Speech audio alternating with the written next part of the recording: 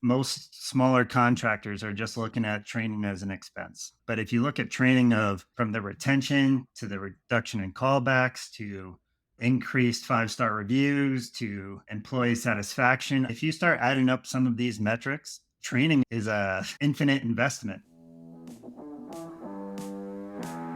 Chad Peterman here, and you are listening to Can't Stop the Growth, a platform for leaders and teams to grow and thrive. We highlight the importance of personal development, pursuing greatness, and always chasing your potential.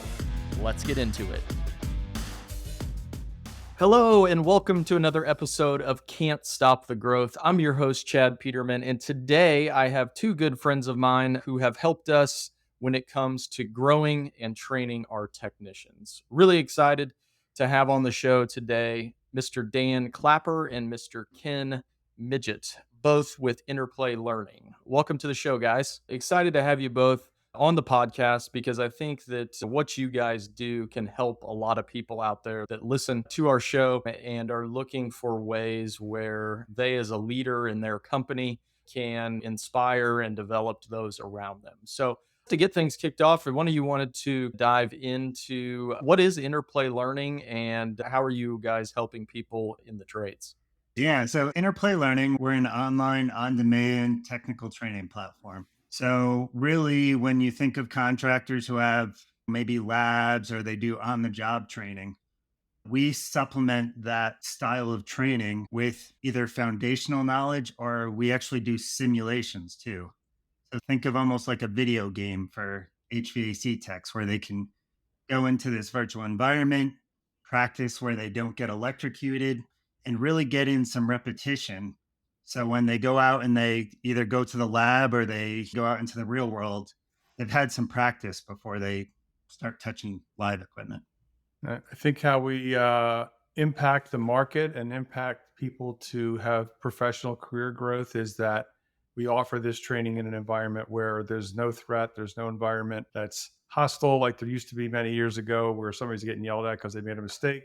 People learn in different ways and they learn at different paces, right? So this gives them the opportunity to learn in an environment where they can, if they need to revisit something because they didn't understand it, they're able to do that. That's really what owners want and training managers want. You want somebody coming out of a product that understands what they're doing and what they were set in to be trained for. The second thing is the simulations. As Dan said, it gets us really close. And I think there's a big value add for the learners to go through that. And then when they get their hands-on experience, they are so much faster ahead of that than somebody who is their first time that's going to touch a piece of pipe or solder or set a toilet or put a water heater in.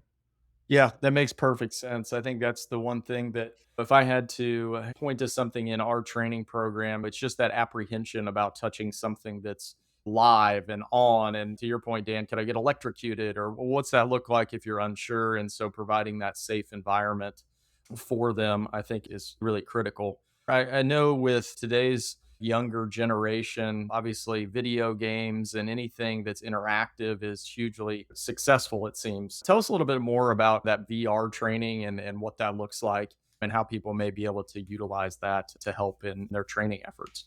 The funny story, we were at a trade show and there was, I don't know, probably a young tech out of Vegas, his early 20s. And he said he'd be playing Call of Duty at night. And in between games, as things were loading, he would throw on his headset to learn a little bit about HVAC. It's so, I mean, the kids growing up, my son's 11, he plays VR games with the headset all the time. So the younger people are just growing up knowing how to use VR. So the way we build our simulations, you can go in a desktop or a laptop or an iPad, but you also can put on this VR headset where you're actually in this 3D environment and you can look around and there's the house, there's the neighbor's yard. So it just makes it feel more realistic.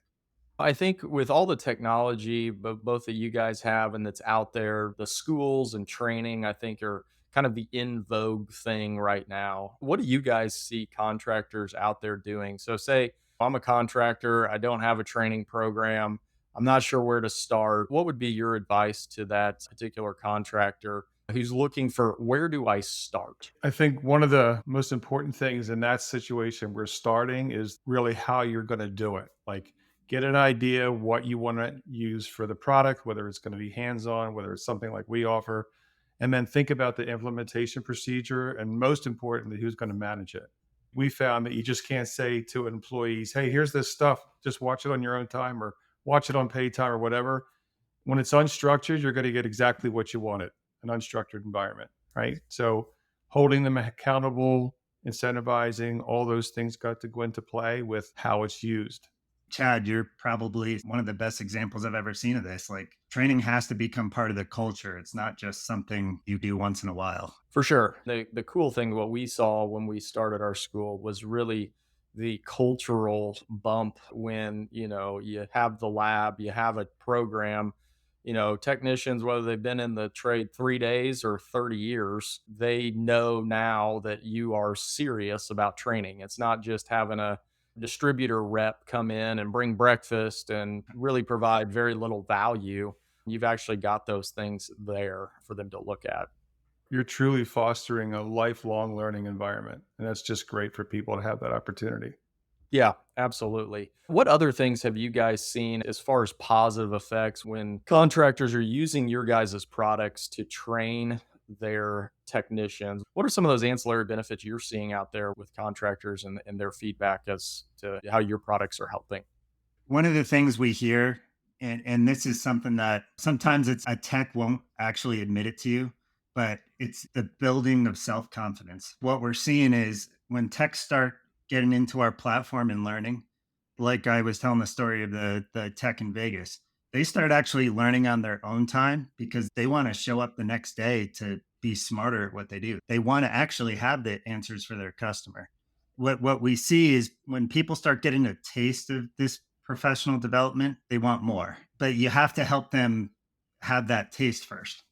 Dan mentioned the one word that we see all the time and that it affects so many things, Google ratings and all the things out there that you want to hear from your customers is confidence. So if I want a job and I have more knowledge, I'm going to be able to talk about more things and answer more questions on a professional level. And it also gives me the ability to bring it down to the homeowner level to explain it to them in a way that they understand it because I understand the base knowledge. Yeah, I think those are great points. The one I'd touch on, as it relates to kind of leadership and owners of companies is just that self-confidence. I think you nailed it on the head, Dan, is a lot of these younger technicians are lacking self-confidence for whatever reason or another. They struggle to really believe in themselves. Mhm. And you can teach them and teach them and teach them, and you may not get through. And I think the important thing is I look at your guys' stuff as maybe just another way to attack training. Probably gone are the days of you standing up in front of the class and just reading off a bulleted list of, hey, here's how you fix something. It's got to be interactive, it's got to be engaging. And unless you do that, you're really wasting your time as it relates to training, in my mind. Where do you guys see contractors maybe struggle the most when it comes to implementing training? Is it trying to fit it in? Is it not knowing when to do it? Is it, oh, we're too busy right now, we'll wait till we slow down? What do you guys see out there that others could be aware of as they try to implement kind of their training program? I would say the biggest thing is consistency. I used to work for Daikin and Bosch and some of these other companies, and I'd be that manufacturer's rep that would come in once a year to do the training class.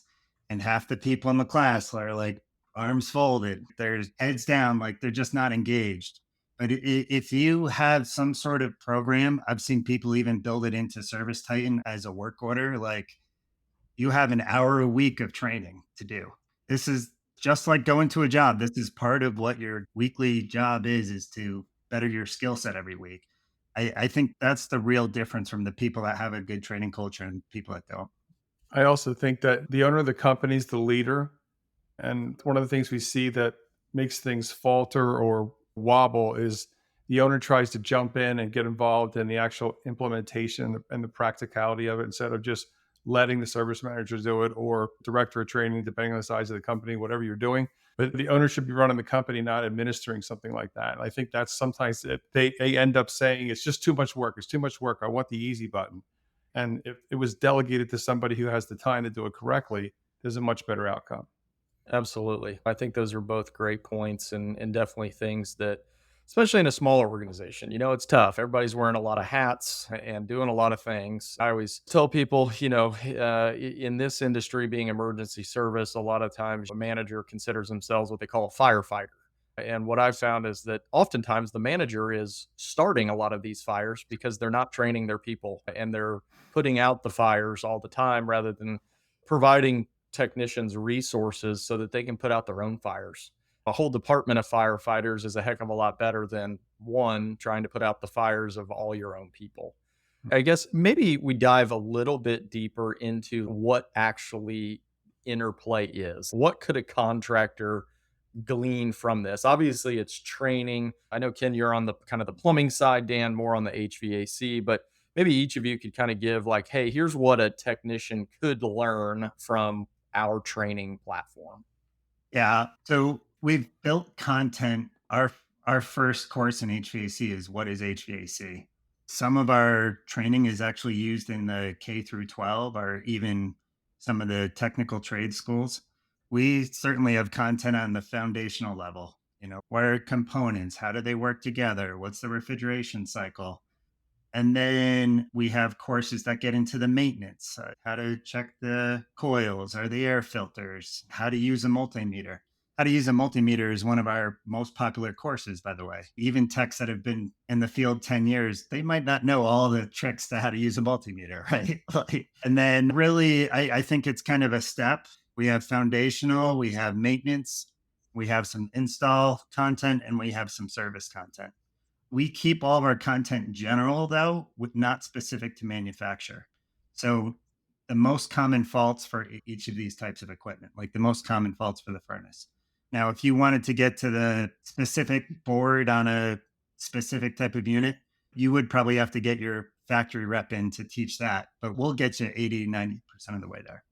On the plumbing side, it's very similar. We have the same sorted ways of content from entry level, which can be used for onboarding and recruiting into a company. And certainly in the interview process for somebody who doesn't have something as elaborate, somebody comes in that's quote skilled talent. I can do this and I can do that. You could just bring up a simulation, turn the laptop around, say, tell me what that is, and tell me what that is. And how would you hook that wire onto there? And what kind of voltage should be on this terminal? You're going to know right away. For somebody who has to do it quickly to do the interview and hiring process, on a skilled person, you're going to know right away what that person knows versus what we've all suffered traditionally. I was a contractor before too. You hire somebody, you listen to what they say, and you try to agree with them because you're desperate. You put them in the truck and they proceed to make a mess for 2 weeks that you got to clean up because they don't know what they're doing, right? So it's a good way of vetting people. I don't know what you're talking about there. It's never happened. Not once here. I don't know no one's ever came in and said they could do more than what they actually could. So it's totally foreign to me. I guess one other thing that's really good is that aligning, we all have callbacks. Humans make mistakes, right? There's a way of aligning content with the callback. So it's wax seal on a toilet. I can have that tech when they come back before you go on any more toilet pull and resets or whatever that is. I want you to take this course again. I want to see what your score is before I set you back out there.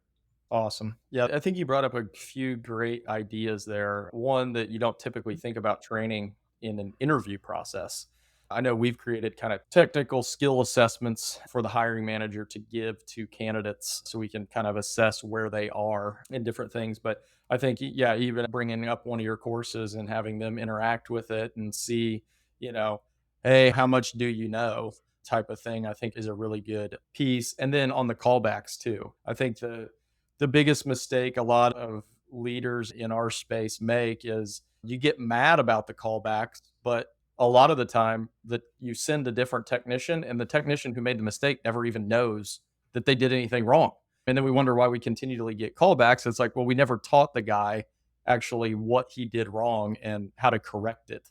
So I think that's two very important things there. You mentioned score and assessment. Are there assessments associated with these modules, and how do you test for retention, if you will? There's a couple pieces there. We have general welcome assessments, whether it's HVAC, plumbing, just to kind of get an overview gauge of the skill set. And within each course, there's knowledge checks. So you might watch a foundational video and then have to answer 5 questions about it afterwards. And the simulations is really That's the big daddy of assessments, right? So you can't really cheat a simulation. You have to know where to put the multimeter to get the reading to get to the next step. You can't just guess A, B, C, D. So that's really why when people pass our simulations, they're ready to touch the real thing or get trained in a lab to where they can be comfortable with the power. Well, that's awesome. Yeah, I think that's one of the things too. We never test for retention. We test for retention out in the field. Yeah. Well, I guess Johnny doesn't know what he's doing. Whereas having a tool like that where you can actually test for, hey, did you retain what you just sat there for and learned about? So I think that's critical at that point. Would you say that your simulations and trainings and everything, can you take a guy who doesn't know anything at all and train them to be a technician? What does that look like? I don't think that we would ever say that we're standalone. I think the best practice is to do maybe a couple hours in our platform and then go out in the real world and touch it and feel it. So I always say we're a supplement, but Ken and I like to say, and Ken can speak to this more, is what do you wish the student knew before you did the lab time or the in classroom time? Like, let us help you get them to a baseline foundational knowledge. So when you're sitting there in front of them, giving them the training, they're ready, like you're right into the meat and potatoes. Yeah, and the software is very customizable as well. Like you can create a path, and we have bazillions of them. You can create a very strategic path that you want to have an outcome expectation of what that person's going to learn. You can be very strategic about it. And I think one of the other things on the plumbing side, because we have apprenticeship and there's variations of regulation with that and what apprentices can do on a job site. One way that this really impacts the job site environment is that if the trainee gets that training before they go on site, they are so much different when they're on site. So, just think about it. We're going to walk into this room, we're going to paint it. I've never opened a paint can. I've never started the paint. I don't know how much paint to put on the roller.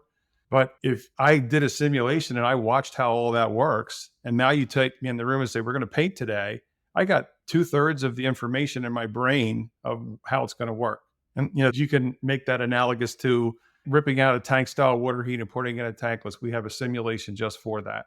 So just imagine that you take two apprentices, one that has no pre-training, one that watched our simulation, put them with two journeymen on a job site and see which one's going to get done faster and which one's going to be asking for that apprentice that had the training, because that person's going to be spot on. They're going to understand we're draining it, we're yanking it, we got gas pipe in the altar, we got to put a vent in, all these things that the other person just has to learn all on the job site. I think that's incredibly important and insightful. I think a lot of the times the training that we hope to do, we task our technicians with being the trainer. Mhm. And if there's anything that I've learned in what we've done from a training perspective, it's that it's not a technician's fault. He signed up to be a technician, not a teacher. Mhm. And if we want them to be teachers along with a technician on the job, more than likely they're going to be more technician than they are teacher, because at the end of the day, they got a job to do. Like they got to get it done. Typically, how we've always trained install apprentices was you just throw them out with a lead and they'll pick it up. And what we found is that really pisses off the lead installer. And if you can spend some time training them, your jobs actually get done faster, because the apprentice, to your point, Ken, they already know what to do for the most part. Like they've got a pretty good idea of what they should be doing. Now, they may have questions here or there, but for the most part, they've got an idea of what needs to be done. So I think that's critical. You guys are all in on this training and development. What do you see out there that the contractors really need to be thinking about as it relates to moving forward, growing their company? How can they utilize your stuff, or what are you seeing out there? You're talking to contractors every day. What should they be thinking about as it relates to training? I think that one of the first things is developing a training culture. To me, if I was to go back into the business and have a contracting business, training would be just as important, and learning how to drive, backing up a truck as an example. I would not want my tech to back up a truck and take out someone's mailbox or whatever is in the way. That training is just as important as that person not doing that, right? So all these mistakes that you're going to prevent. I also think that it's a great retention tool, because if I'm going to invest in you with this training, however that looks like, whatever that training is, you're proving to me that I'm not just a number, I'm not just a thing on your payroll, right? I'm actually going to develop here. And one of the other things that is offered that contractors should seriously think about is the ability to cross train.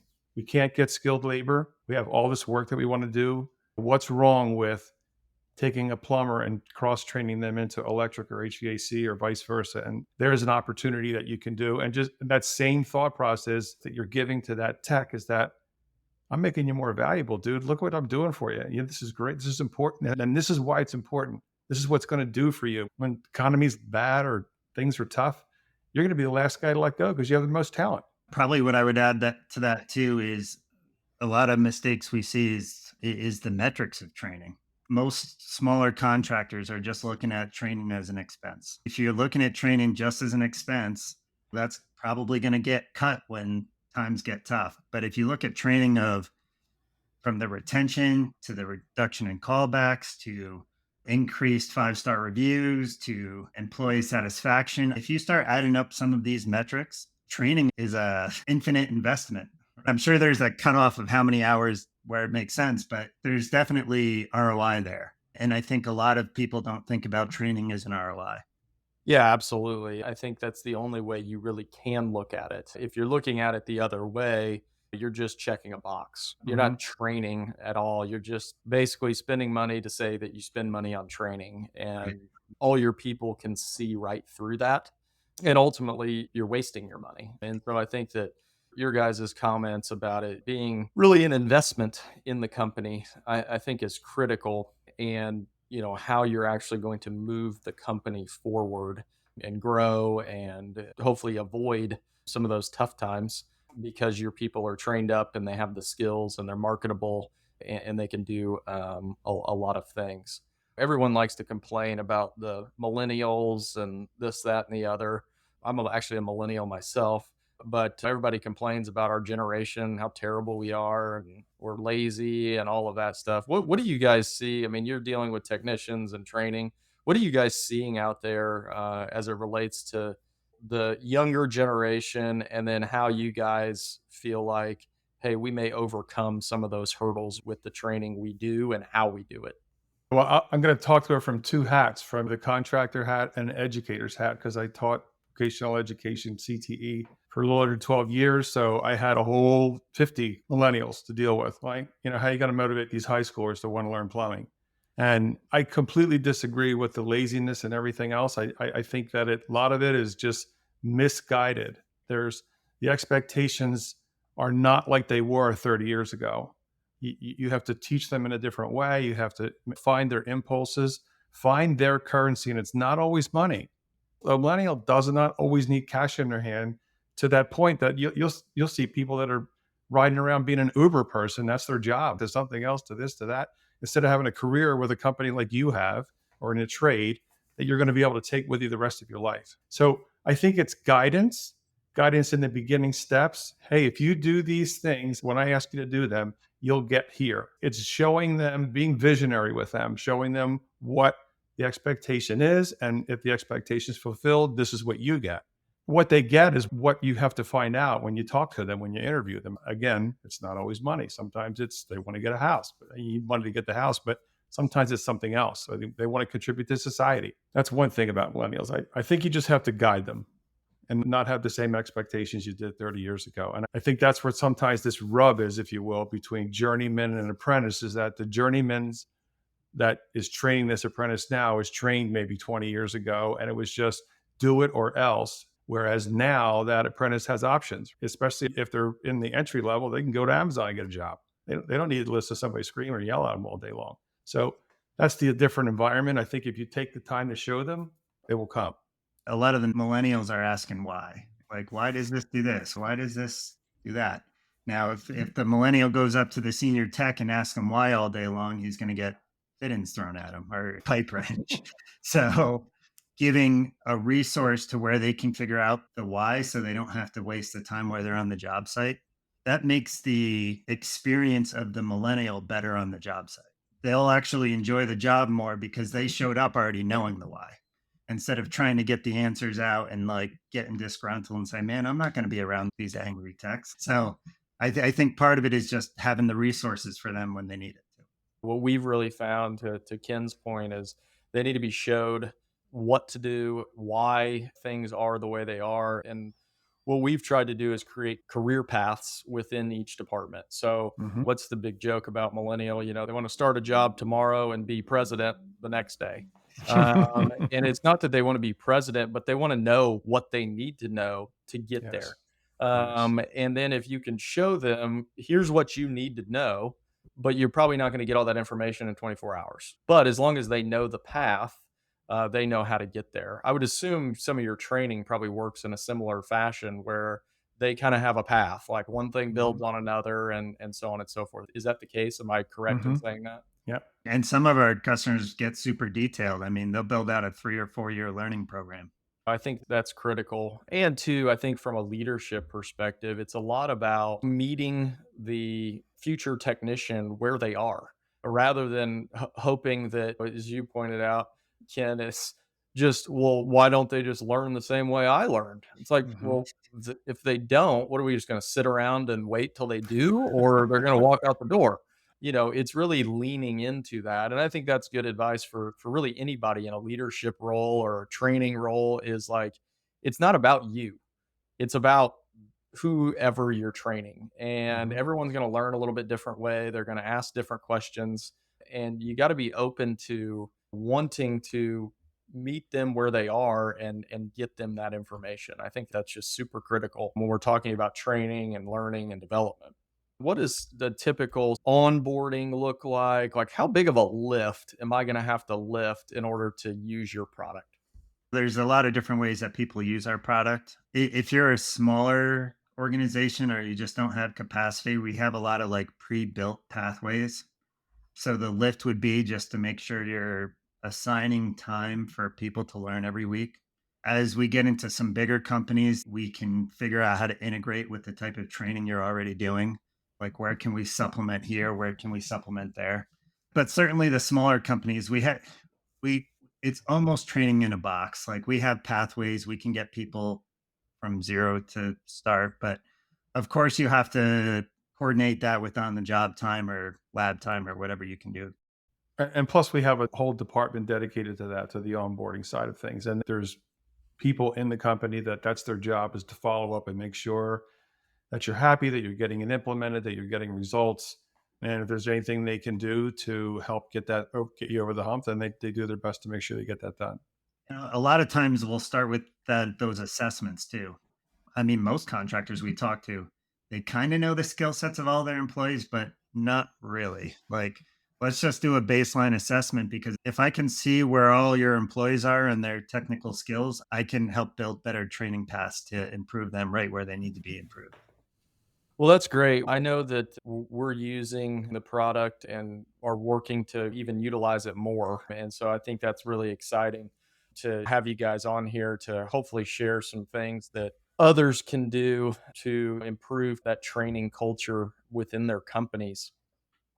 As we kind of wrap up here and finish up this, just based, you both have backgrounds in the trades and now are in this training space where you're helping contractors develop and different things like that. I guess if you had some advice to give to a contractor, Ken, I know you owned your own company for a while. What should contractors be thinking about as it relates to training, and how is it going to continue to evolve and hopefully grow their companies? Yeah, I think the number one thing is if you're a contractor and you're not in it to grow, then you're probably just buying yourself a job, right? The whole purpose to be an entrepreneur is to grow.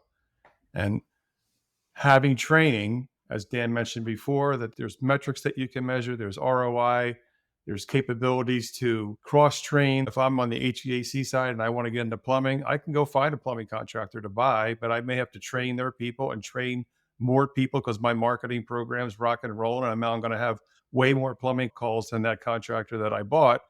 I'm going to have way more than that staff could handle. So I'm going to have to hire more. That's all part of this growth mechanism. And that's where the training really comes into play.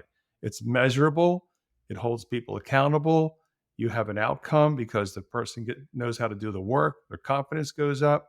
All those things are part of having training in your company. It's not just a line item on your budget, right? There's a really important factor to making it work for you and make your company grow. I would say my advice to a contractor that's thinking about it, if you're still relying on trying to go out and find people that already have the talent.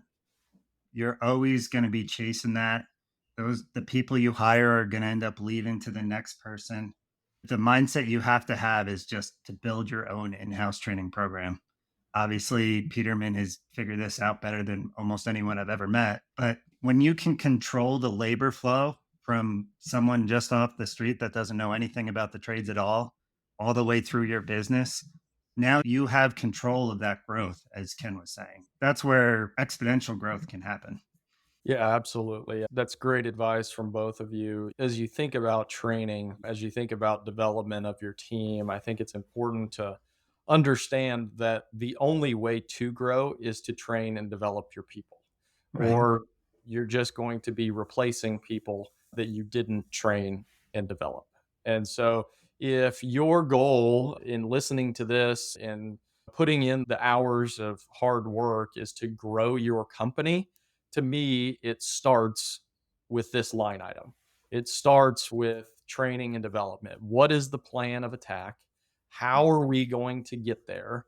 And what are our technicians going to look like when we have this as part of our culture? We have this as a resource that they can use to better themselves and hopefully better the company at the same time. So again, guys, I really, really appreciate the time. I think that what you guys were able to share today, along with your products that I know we speak very highly of, are all things that people in the trades, really people even outside the trades, need to be thinking about and need to be really investing in, because this is what's going to help grow. It's not going and chasing and finding another lead. It's not making another sale. It's training and development. It is got to be really the lifeblood of your company, and it's got to be that central focus. So Mm-hmm. if contractors out there want to get a hold of you, what's the best way to get a hold of you guys to maybe learn a little bit more about Interplay? I would say they reach us directly. We're both on LinkedIn, pretty active there. And then just interplaylearning.com. There's a ton of resources on our website. Thanks for tuning in. If you'd like to get connected, you can find me at chadmpeterman.com. To see what our team's up to, you can visit petermanbros.com.